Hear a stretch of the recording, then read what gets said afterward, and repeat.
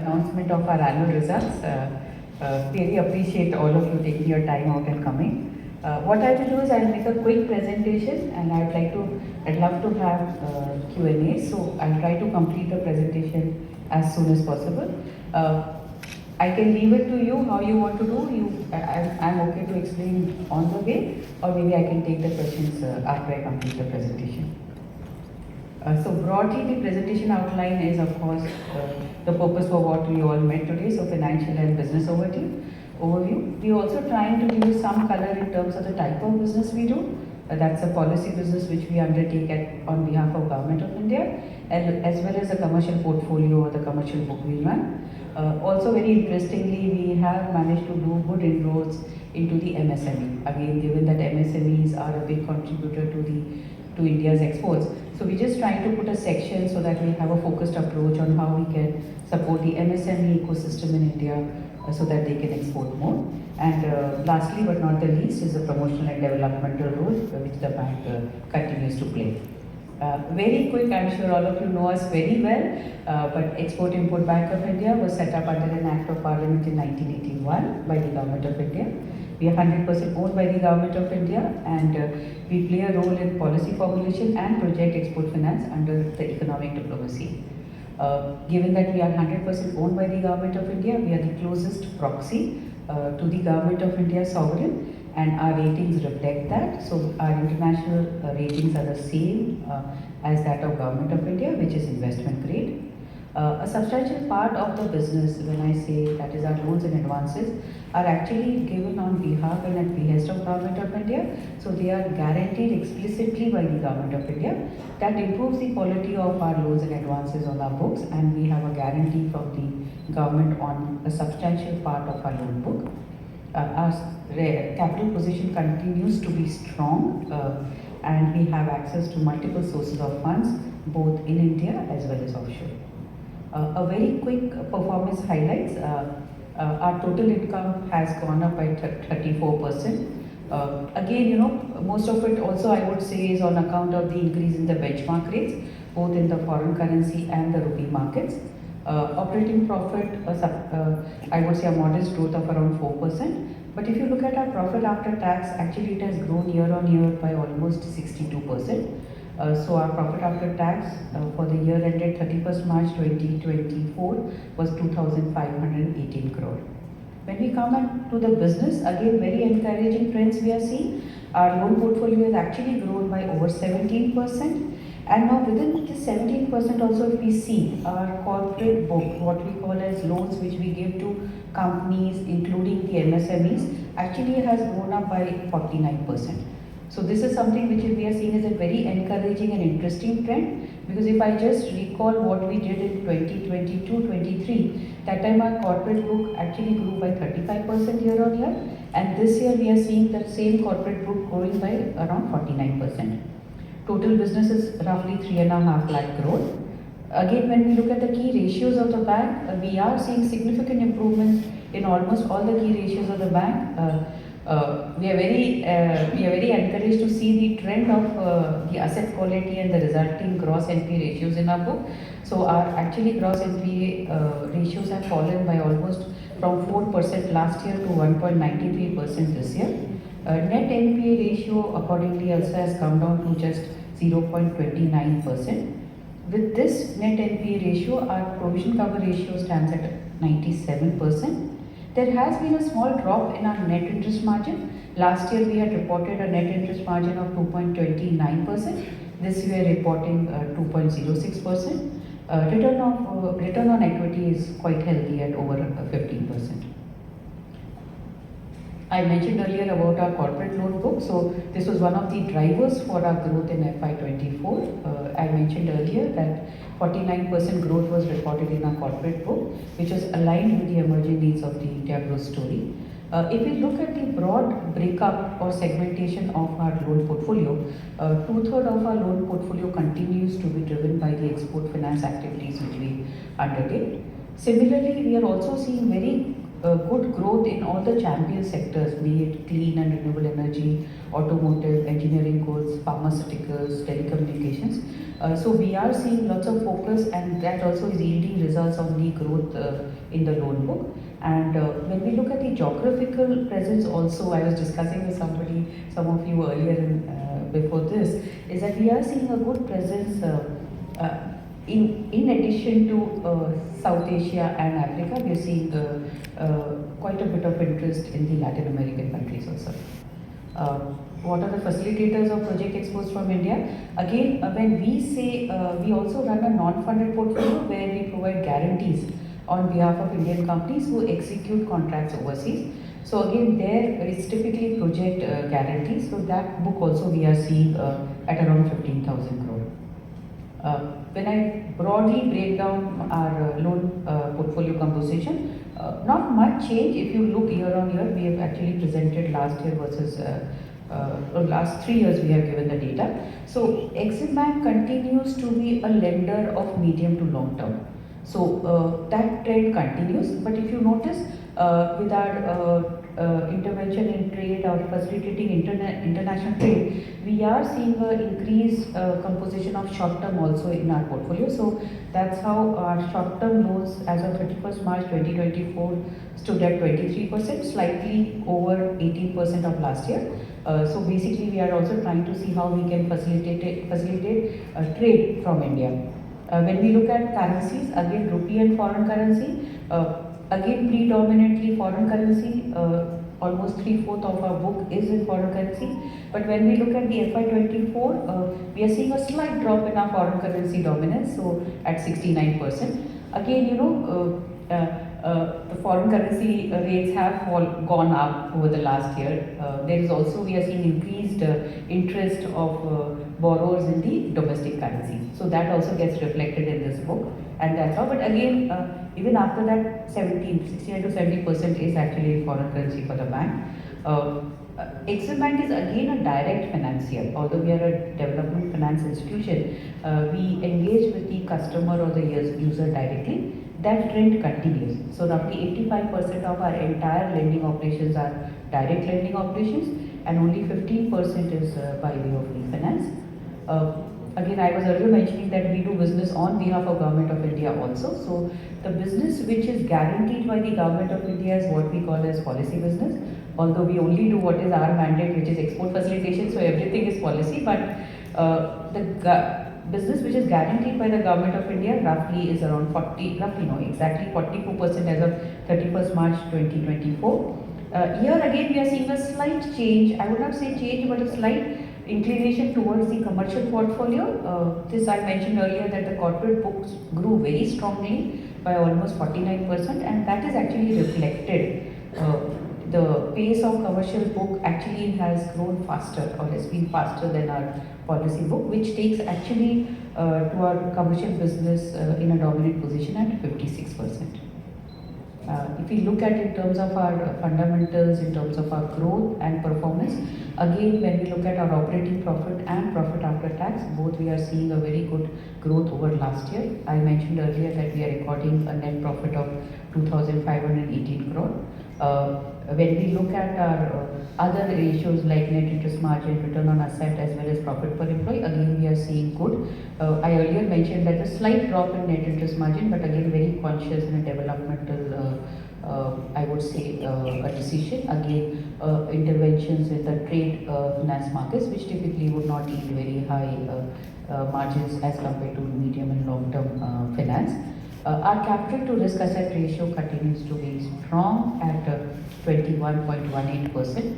Again, needless to mention, but our entire capital, almost entire capital is core capital. So if you look at our core CRAR, it is 19.56%, which reflects a very strong capital position.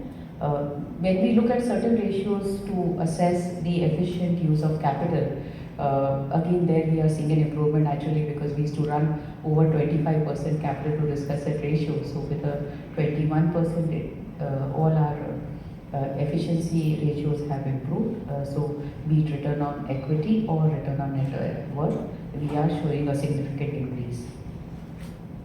Coming to asset quality again, last year I mentioned that we have a very good asset quality, and I'm happy to say that that has remained so. So almost 87% of our commercial portfolio is rated investment grade and above. This will help us a lot because till 31st March 2024, the bank was following Basel 1 method of computation of capital, and we had voluntarily adopted the other two pillars of Basel, that was the operational risk and market risk. But starting from 1st April 2024, we will also be calculating our capital in line with Basel 3. So the real benefit of this quality of the portfolio will actually get reflected in better capital ratios once we start computing based on Basel 3. Non-fund portfolio again reflects very similarly to the funded portfolio, where very well rated assets. Look at non-performing assets. I mentioned earlier, from almost 4% last year to less than 1.5% in the current year. So we've given a trend of our NPAs in the last 3 years. So you see a consistent and progressive drop in our gross NPA and net NPA ratio. So for FY24, our net NPA ratio was just 0.29%. Coming to how do we do our liability management and how do we raise funds for supporting the growth in our books. So we of course receive our capital from the Government of India, and we keep accruing to that through the reserves or the profits which we add to our reserves. In addition to that, the domestic markets and international markets are very important for us. So all our rupee funding, of course, is done through the rupee raisings which we do in the Indian markets. So last year, that is 23-24, we had raised in Indian rupees 44,000 odd crore. Foreign currency again, because we need to reflect that reflect our liabilities profile with that of our asset profile.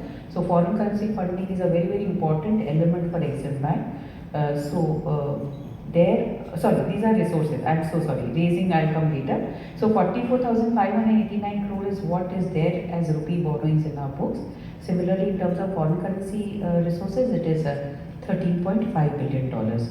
During the year, we have raised foreign currency resources of 3.26 billion and roughly 34,000 crore in Indian rupees. So that is what we raised in the year. Now, just to give you some color in terms of what we have done in the year. So we have not really done any very large public bond in 23-24. But we've been very successful because we had issued a sustainability bond of $1 billion in January 2023. And subsequent to that, that program of ours has become quite popular with the investors. So during the year under review, that is 23-24, we have actually issued bonds on private placement basis under the ESG framework. I've given the details. We've also done the first green floating rate bond. It's small amount, but a very good indicator of the demand and the comfort and confidence investors have in Exim Bank. We, as usual, could add to more and more marquee first-time investors. We also got lenders in the bank's issuances and bilateral. So many foreign banks and institutions actually were interested, and we could raise loans through them. For rupee debt instruments, needless to say, but we are the highest ratings. And international ratings I mentioned earlier. I just listed down the ratings Exim India has in terms of international rating. Again, some of the pictures. So our $1 billion bond was received very well the year before, but we actually listed them on the stock exchange, that is the London Stock Exchange. We also actually won the Best Sustainability Bond Award at the prestigious Asset AAA Awards 2024. So I just wanted to share that with you in the current year. A very quick maybe summary I'll take you through in terms of the segmentation of our business. So if I talk about policy business, again, just some numbers are there. As of 31st March 2024, we had given 324 lines of credits to more than 68 countries, and with a credit commitment of over 31 billion. This is broadly to support development projects in partner countries. Uh, this also helps Indian companies in accessing markets and opportunity, because most of this funding is happening when Indian company exports projects or goods and services. This also helps in terms of generating positive multiplier effect both for partner countries and Indian contractors. So if we see over the last 10 years, there has been a CAGR of 8% in loan portfolio under LOC. So it's showing a healthy growth. And for the year 23-24, we have extended 5 lines of credit valued at almost $1 billion. And these are the countries: DR Congo, Mongolia, and Guyana. And these are again to support socio-economic development projects in these countries.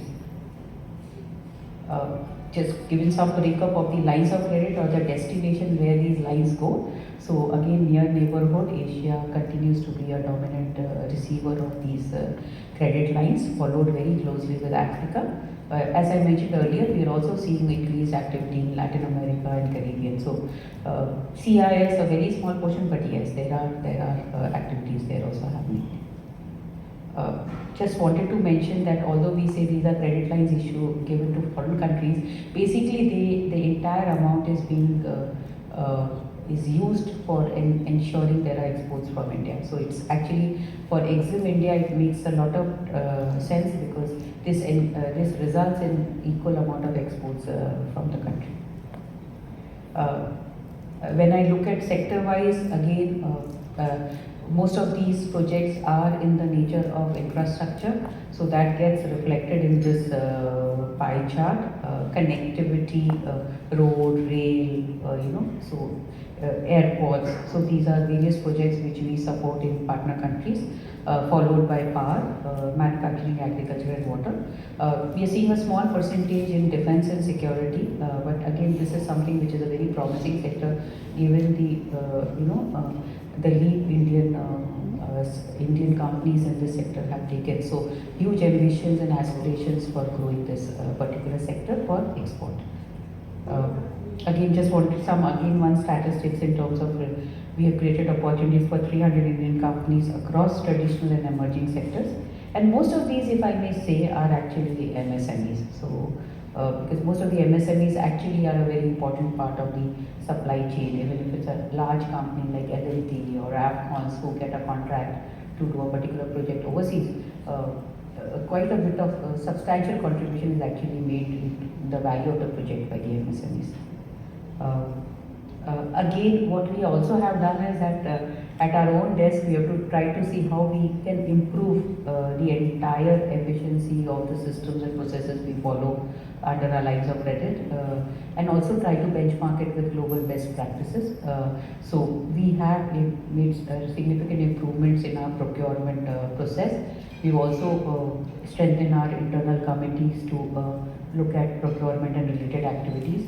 We also, given that most of the beneficiary of these credit lines would not be very savvy in terms of huge procurement projects, so we're also seeing ourselves as a mentor and guide to the partner countries and taking them through their procurement process. ESG has become a very important element of Exim Bank in all its sphere of activities. So we're trying to see how we can also imbibe the elements of ENS in all these projects which we finance and support. And we are also trying to go digital. So we have created an online, or I would say refined an online portal for submission of all pre-qualification applications and evaluations. Similarly, we also are we are also seeing the DPRs in a more, I would say, more professional way, where we have sector special experts who give us inputs on technical aspects in DPR vetting. We also have a cross-functional internal committee for so I'll not bore you with these processes, but just a glimpse in terms of what we are trying to do, so that our procurement or the financing which we do for these large projects reflect the global good practices, and Exim Bank remains as a guide and a mentor even to the borrower country. So again, whether we talk about improved governance or wider participation, that's another one of the activities I think the teams have worked very hard on, is to how do you get more and more Indian companies to be interested in bidding for these projects which we finance. So there again, we do a lot of outreach events where we take the Indian companies through the procurement process to make them more and more comfortable for bidding these type of projects. Some examples of lines of credit, again, they are very few samples, we've done much more than that, but some connectivity projects in Bangladesh, so these are examples of some of the projects which we have done. I will be happy, I have my team here, my entire top management team is here, so they'll be happy to engage with you if you are interested in terms of taking you to specific projects. But I will just quickly run through these. Again, as I mentioned earlier, most of them actually come under infrastructure. So, you will see lots of roads, lots of transmission lines, and rail in these type of thing. Supply of buses to Bangladesh Air Force. So, I think a mix of infrastructure and supply projects.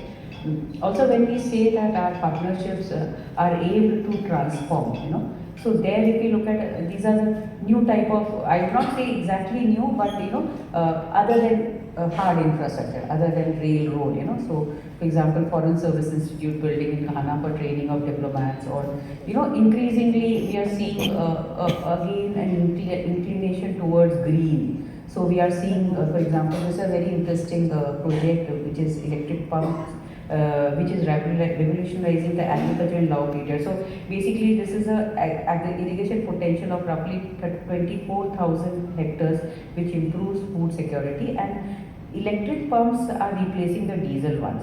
So again, cost is lower, and ESG, I think the less said the better, because it's you're replacing the earlier DG sets there. Substation and transmission line, again very traditional strength of Indian companies. Solar home energy system. So again, these projects can actually impact the whole country, or it could impact a small village. So a mix of all these projects have been supported by the bank. Happy to mention that our concessional financing scheme, which was provided some years back, actually that was a supercritical thermal power plant. This was completed. We had provided a credit line of $1.6 billion to government of Bangladesh for this, and this was inaugurated in November 2023. So that more or less gives you the glimpse in terms of the policy business of the bank. If I can come to the commercial business of the bank, again, our commercial business is geared to creating export capabilities and boosting export competitiveness. Some numbers which I am sharing, 98,000 crores of approvals we gave in the year 23-24, which actually resulted in 49% growth year on year. I mentioned this number earlier, and happy to mention that more than 600 MSMEs supported during the year. Now, this 600 actually looks small, but given that from where we started, I think it's an encouraging step, and going forward, we have programs which are purely targeted to the MSME sector. So I'm hoping that these numbers will actually grow exponentially going forward. Some of the examples, again, in terms of what type of projects we have financed on our commercial portfolio, so be it building capabilities and reducing import dependence for manufacturing of ESG type of elements here, EV, so the bank is progressing to see how best we can create more and more sustainable portfolio in our books. We have actually supported 90 project export contracts during the year of a value of roughly 44,000 crore, and opportunity for the bank. So positioning India as a reliable space solutions provider. So we are particularly proud of this particular financing which we did, which was we provided a bias credit to a UK-based global communication satellite provider. Again, we typically do projects outside India, but we also do projects which are categorized as deemed export project exports, which is basically international competitive bidding process or US dollar contract projects. So these are some of the examples which we have done. So again, when we look at investment, so one of the important activity of the bank is also to encourage India's investment in the overseas markets. So we provide a range of services, financial and advisory to Indian companies who want to have a overseas footprint, be it by way of a joint venture or joint venture or setting up a subsidiary or maybe for forward or backward linkages. So we look at now coming to how do we do sustainable finance or basically when we look at sustainable finance program which we introduced in November 2023, although we were doing lots of loans under our different programs which would get eligible for sustainable tags, we actually just so that we have a focus on sustainable finance, we have set up a separate program in November 23 which we call the Sustainable Finance Program. So broadly it will cover green finance, which is a standard green finance. We are also looking increasingly at transition finance because there are a host of Indian companies who would be wanting to do transition from a high carbon emission to low carbon emission in their manufacturing processes. So how as Exim Bank we can help them in their transition finance. Social finance, again an element of ESG, and we're also looking at the possibility of sustainability linked loans where a fortnight back there was a discussion in terms of how do we encourage you. We are doing sustainable finance. We raise sustainable finance and we lend to sustainable activities, but how do we nudge Indian companies to move towards sustainable operations? So